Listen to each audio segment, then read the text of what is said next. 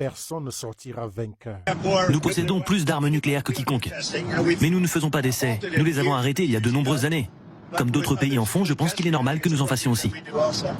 Cette décision arrive au lendemain d'une nouvelle démonstration de force de Vladimir Poutine.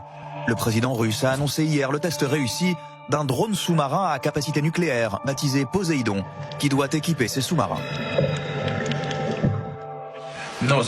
La puissance de Poséidon surpasse largement celle de notre missile intercontinental le plus avancé jusqu'ici, le Sarmat. En termes de vitesse et de profondeur de déplacement, il n'existe rien de comparable dans le monde. Et il est peu probable que cela arrive dans un avenir proche. Il n'y a aucun moyen de l'intercepter. Le Poséidon n'est pas né du hasard, mais de la peur stratégique, celle de perdre la parité nucléaire.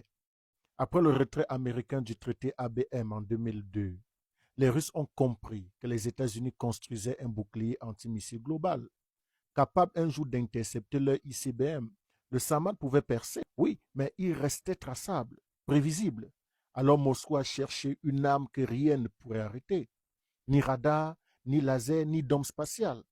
Le Poséidon est la réponse asymétrique.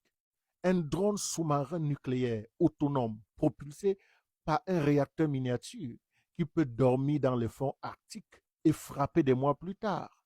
C'est la garantie que même si la Russie est détruite, la mer se lèvera pour la venger. Pas besoin d'orbite ni de lancement. Il suit ses propres courants, sans satellite, sans trajectoire balistique.